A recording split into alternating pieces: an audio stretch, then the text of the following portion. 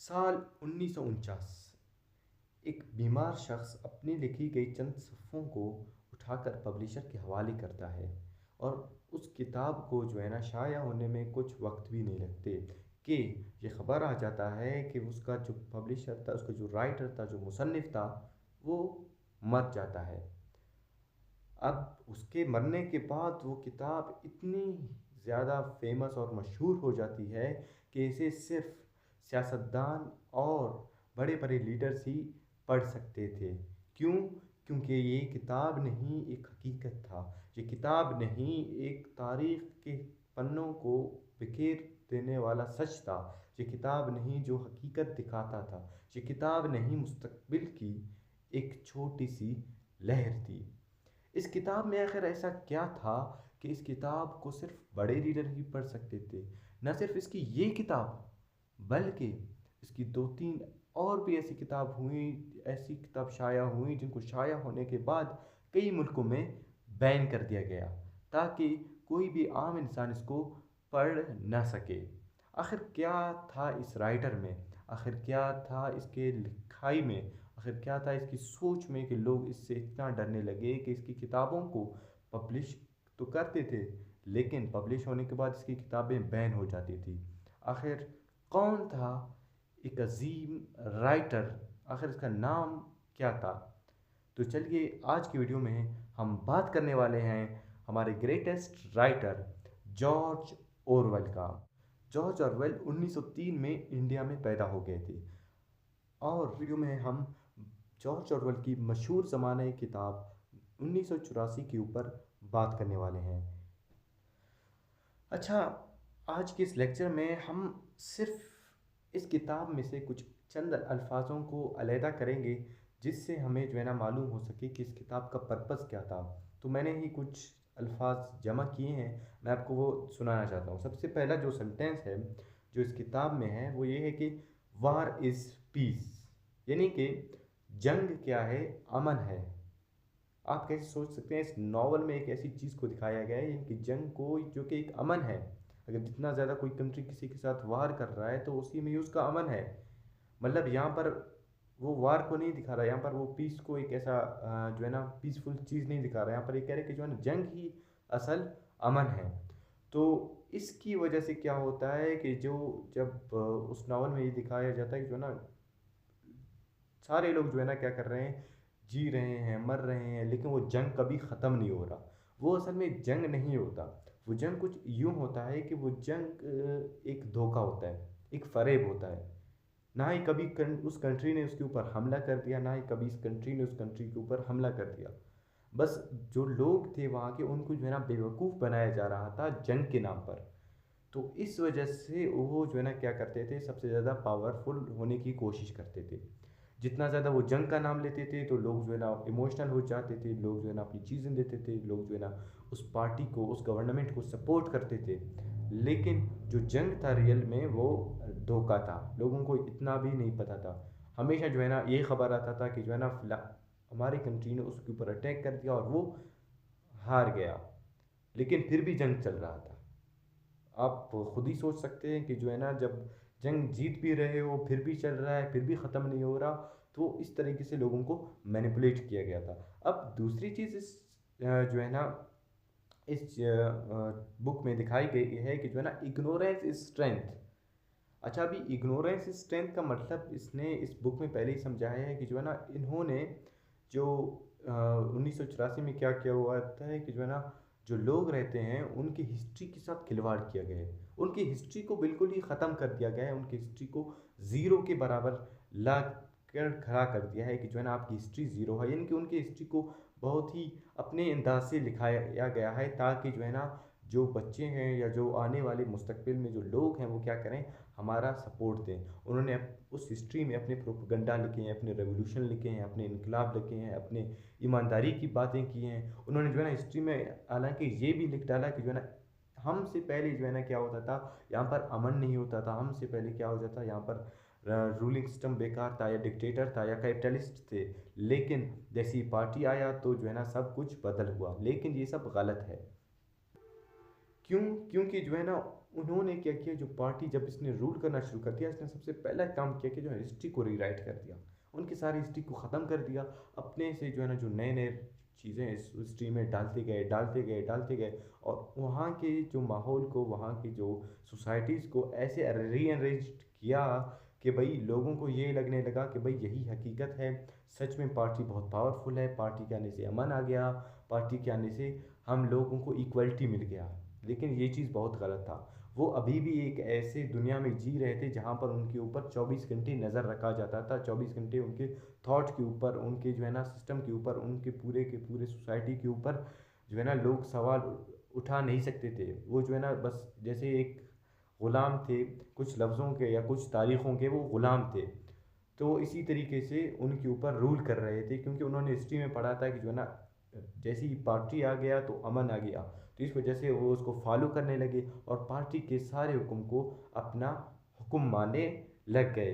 अब यहाँ पर तीसरा पॉइंट है, फ्रीडम इज़ स्लेवरिटी। मतलब जो है ना आज़ादी क्या है, एक ग़ुलामी है। मतलब इससे मुराद ये हो सकता है कि जो है ना वहाँ पर ये लिखा हुआ होता है फ्रीडम इज़ स्लेवरिटी। पहला क्या था, वार इज़ पीस, सेकंड क्या है, क्या था, ignorance is strength, and third is freedom is slavery. उनके यहाँ पर जो स्लेवरिटी था, जो पार्टी के ऊपर जो है ना क्या करना था, पार्टी के ऊपर जो पार्टी ने इनके ऊपर जो रूल बनाए थे, वो रेगुलेशन बनाए थे, वो सब उनको फॉलो कर रहे थे। कोई भी अगर बच्चा पैदा होता या वो बड़ा होता तो उसके साथ क्या करते थे, उसको जो है ना पार्टी के साथ जोड़ देते थे। हमेशा वो पार्टी के साथ पार्टी वाले जो है ना उस ट्रेनिंग सेंटर में रहा करता था, उसको ट्रेनिंग दी जाती थी, उसको जो है ना सारी चीज़ें दी जाती थी ताकि वो पार्टी के लिए काम कर सके। तो अगर वहाँ पर जो है ना अगर किसी को भी कोई जो नया शख्स आता था या जो है ना क्या करता था, कोई भी बच्चा अगर बड़ा हो जाता था उसको पार्टी में शामिल किया जाता था। अब चूंकि उनकी हिस्ट्री के साथ खिलवाड़ किया गया था, उनको हिस्ट्री के साथ उनको जो है ना ये लिखाया गया था कि जो है ना पार्टी ही सब कुछ है, पार्टी ही करेक्ट है, पार्टी अगर कुछ भी बोले तो वो सही है। तो उस चीज़ को मानकर जो बच्चों के माइंड्स थे वो उस तरह से बने हुए थे। तो उन्होंने क्या किया, वो हमेशा बस पार्टी को ही सपोर्ट करते थे। जब पार्टी अगर कोई चीज़ बोलता था तो जैसे वो पत्थर की लकीर होती थी, वो सही था, कोई कुछ भी नहीं बोलता था, सब जो है ना खुश थे, लेकिन एक हिसाब से खौफ का शिकार भी थे। अब यहाँ पर चौथी बात, जो चौथी कोटेशन यहाँ पर आता है कि freedom is the freedom to say that 2 + 2 = 4, and if that is granted all else follows. अब इस सेंटेंस का, इस जो है ना कोटेशन का मतलब क्या है कि freedom is the freedom to say that 2 + 2 = 4। आज़ादी वही आज़ादी है जिसको जो है ना जब आप कह सको कि जो है ना 2 + 2 = 4 होते हैं। यानी कि आज़ादी वही आज़ादी है जब जो है ना आप सच को सच कह सकते हो या झूठ को झूठ कह सकते हो, वही आज़ादी है। अगर इफ़ दैट इज़ ग्रांटेड, अगर यही सही है तो ऑल एल्स फॉलोज, तो सारी चीज़ें इसी को फॉलो करेंगी। लेकिन अगर जो है ना किसी की हिस्ट्री के साथ खिलवाड़ किया गया है, अगर जो है ना लोगों को ये क्या कहा गया है कि जो है ना 2 और 2 4 नहीं 5 हो जाते हैं, तो आप जो है ना उसी चीज़ को फॉलो करते हो। यानी कि अगर आपको हिस्ट्री में जो कुछ भी कहा जाए तो आप उसी चीज़ को फॉलो करोगे और अपने अंदर अडॉप्ट करोगे और उसको ही रियलिटी मानोगे। अब जैसे कि कोई भी बच्चा पैदा होता है तो फॉर एग्जांपल उसको किसी भी चीज़ का पता नहीं होता, तो उसे सब चीज़ों जानने के लिए हिस्ट्री पढ़ना पड़ता है। अगर हिस्ट्री ही गलत हो तो वो कैसे जो है ना चीज़ों को डिफाइन कर पाएगा, और वो उसी उसी ही हिस्ट्री के उस इल्यूजन में फंसता रहेगा और अपने आप को सच में उसी ही चीज़ का पार्ट समझेगा। अब जैसे कि न्यूटन वाला जो कानून है, फिज़िक्स हैं, जो जितने भी लॉज हैं या जितने भी कानून हैं, वो क्या है हम हिस्ट्री में पढ़ते हैं या फिर फिज़िक्स में पढ़ते हैं, वो जो है ना क्या हुए थे, रीकरेक्ट या रीराइट नहीं किए गए थे। अगर उनको भी इसी तरीके से रीराइट किया जाता तो आज भी हम गलत फिज़िक्स पढ़ते, गलत बायो पढ़ते, गलत केमिस्ट्री पढ़ते। क्यों? क्योंकि जिसके हाथ में हिस्ट्री है वही सब कुछ रूल कर सकता है, वही माइंड के साथ खेल सकता है। अच्छा, अभी यहाँ पर इनका एक और मशहूर कोटेशन ये है कि जो है ना जो पार्टी था वो एक चीज़ पर यकीन रखता था, जो पार्टी का मेन पर्पस था कि those who controls past controls future. जो माजी को कंट्रोल करते हैं वो फ्यूचर को कंट्रोल करने की ताकत रखते हैं या कंट्रोल कर सकते हैं। दोज हु कंट्रोल्स प्रेजेंट, जो प्रेजेंट को कंट्रोल करते हैं, कंट्रोल्स पास्ट, वो क्या करते हैं, पास्ट को यानी कि माजी को कंट्रोल करते हैं। अब यहाँ पर इस पार्टी का ये ही डायरेक्टली मतलब ये था कि जो है ना अगर हम पास्ट को यानी कि माजी को कंट्रोल करेंगे तो हम जो है ना आने वाले लोगों की थॉट्स को, उनकी कैरेक्टरिस्टिक्स को, उनकी बिलीव्स को कंट्रोल कर सकेंगे। अगर हम माजी को कंट्रोल करेंगे तो फ्यूचर भी हमारे कंट्रोल में होगा। लेकिन अगर हम माजी को बदलना चाहते हैं, माजी को कंट्रोल करना चाहते हैं, तो हमें प्रेजेंट में माजी को तब्दील करना होगा। अगर जो है ना प्रेजेंट में जो भी रूलर है या जो भी कोई एक ऐसा लीडर है जो क्या करता है, उस हिस्ट्री को रीराइट करता है या उस हिस्ट्री को चेंज करता है, तो जो है ना आने वाले वक्त में उसी का ही पावर आता है, उसी का ही रेवोल्यूशन आता है, उसी का ही इनकलाब आता है। जैसे कि हम ये कह सकते हैं कि जो है ना फ्रांस में जो इनकलाब आया था, उसके बाद जो राइटर्स थे उन्होंने लिखना शुरू कर दिया, और उनके लिखने के बाद ऐसे ऐसे राइटर्स थे जो मर गए थे, उनके मरने के बाद ही जो है ना इनकलाब आया। यानी कि जिन्होंने पहले पास्ट को या प्रेजेंट को कंट्रोल किया, तो ही वो जाकर उन्होंने क्या किया, फ्यूचर को अचीव कर लिया। तो इसी ही तरीके से जो पास्ट है हमारा, वो हमें नहीं पता कि जो है ना सही है या गलत। पास्ट को जिसने कंट्रोल किया है, जिसने हमारी हिस्ट्री को कंट्रोल किया है, उसी ने ही हमारे थॉट्स को डिज़ाइन किया गया है, रूलिंग सिस्टम का, स्लेवरी का या किसी और चीज़ का। तो इस नावल में इसी चीज़ का बाकायदा जिक्र है कि जो है ना जो कौमें ग़ुलाम हैं या जो ग़ुलामी का शिकार हैं, उनकी हिस्ट्री के साथ छेड़छाड़ किया गया है, इस वजह से वो ग़ुलामी की ज़िंदगी जी रहे हैं। अच्छा, अब यहाँ पर मुझे इस नॉवल ने सबसे ज़्यादा मेरे दिमाग को इस चीज़ पर सोचने पर मजबूर किया है कि जिसे हम हकीकत समझते हैं, कि क्या ये सच में या दरअसल में हकीकत है भी या नहीं। आप भी अपने आप से सवाल पूछें कि जिस चीज़ को आप बिलीव करते हैं, जिस चीज़ के ऊपर आप यकीन रखते हैं, जिस चीज़ के ऊपर आप जो है कहते हैं यही ट्रुथ है, पहले चेक कर लें कि वो क्या सच में वो ट्रुथ है। क्या ये सारी दुनिया की नॉलेजेस हैं, क्या हकीकत में ये सब सच हैं, या इनमें से अपने आप में ही कुछ डाले गए। अच्छा, अब जैसे कि अब हम हिस्ट्री की बात करते हैं, तो सबसे पहले हमें क्या दिखता है, हम जो है ना सिकंदर आज़म को, जैसे सिकंदर आज़म बहुत ही ग्रेट थे, हम उसे क्या बोलते हैं जो है ना अजीम सिकंदर आज़म, हम उनका नाम जो है ना ऐसे ऊपर करके लेते हैं। लेकिन हकीकत क्या है वो हमें नहीं पता। सिकंदर आज़म बेशक उसने क्या किया, आधी दुनिया को फ़तह कर लिया था, आधी दुनिया से ज़्यादा हिस्सा उसने फ़तह किया हुआ था। लेकिन उसकी जो सबसे बड़ी जो गलत बात थी वो ये थी कि उसने कई सारे लोगों को तबाह किया था। उसने दुनिया में कई कौमों को ख़त्म कर दिया था। उसने दुनिया में कई लोगों को ख़त्म कर दिया गया था। उसने जो है ना सिर्फ अच्छाई के लिए नहीं लड़ा था, वो जो है ना अपनी दौलत के लिए पूरी दुनिया को फ़तह करना चाहता था। उसने जो है ना कई लोगों को मारा, बिलियंस ऑफ डेथ्स होने लगे। लेकिन आज भी हम उन्हें हीरो की तरह देखते हैं। हज़ार खून करने वाले को भी हम क्या कहते हैं, हीरो मानते हैं। तो इसका मतलब क्या है कि जो है ना हमारे हिस्ट्री के साथ छेड़छाड़ किया गया है। और जब सिकंदर आज़म कहते हैं कि जिस चीज़ पर या जिस इलाके को फ़तह करते थे या कनकरर करते थे, जैसे ईरान हो गया, इंडिया हो गया, या ऐसे बहुत सारे कंट्रीज़ हो गए, जैसे यूरोप हो गया, तो उन्होंने क्या किया, उसने उस जगह पर जो है ना अपना प्रोपगंडा चलवाया। उसने पैसे देकर उस जगह को के ऊपर अपना प्रोपगंडा चलवाया है कि जो है ना सिकंदर आज़म आएंगे तो सब सही करेंगे, सिकंदर आज़म है तो सही है। जब उन्होंने जो है ना क्या क्या पूरी दुनिया को फ़तह किया हुआ है, वो एक अजीम इंसान है, अपने बच्चों को भी सिखा दो कि जो है ना उसके जैसे बने। लेकिन हकीकत को कोई नहीं देखता कि जो है ना उसने कई सारे लोगों को, कई सारे मासूम जानों को आग लगा दिया। उसने कई ऐसे ऐसे शहरों को जो है ना क्या किया, तबाह कर दिया। और आज भी हम उसे एक अजीम जो है ना सिकंदर आज़म कहकर पुकारते हैं। तो यही वजह है, हिस्ट्री को जो है ना जो चेंज करता है वो हमारे माइंड के साथ भी खेलता है। अब अगर मैं ये कह रहा हूँ कि जो है ना उसने इतनी सारी चीज़ों को, इतने सारे लोगों को मारा है, अब मैंने तो अपने ऊपर सवाल उठाकर फिर इस चीज़ को सर्च किया है, तभी जाकर मिला है। क्यों? क्योंकि जब आप सर्च करते हो, आप सोच लगाते हो, आप फ़र्ज़ करो कि जो है ना आप दुनिया को फ़तह करना चाहते हो, तो ऐसा नामुमकिन है कि आप जो है ना किसी मासूम इंसान की जान ना लो। क्योंकि इंसान सबसे ज़्यादा बेरहम होता है जब वो जो है ना अपनी लालच के ऊपर आ जाता है। तो सिकंदर आज़म जो है ना खुद ही एक लालची इंसान थे कि जो है ना जिसने दुनिया को फ़तह करने की कोशिश की। और हम आज तक उसका नाम जो है ना, उनका नाम क्या करते हैं, इज़्ज़त से लेते हैं कि जो है ना सिकंदर भैया इतने बड़े पावरफुल इंसान थे, हमें उसकी रिस्पेक्ट करनी चाहिए और हमें उसके जैसा बनना है। तो ये बात बिल्कुल भी गलत है। अपने जहन से इस बात को निकालें और सोचें कि जो है ना कैसे एक इंसान किसी इंसान के ऊपर कब्जा कर सकता है और क्या वो बिना बिना छुए ही किसी इलाके को फतह कर सकता है? बिना लाश गिराए ही क्या वो किसी की ज़मीन के ऊपर कब्जा कर सकता है? नामुमकिन है।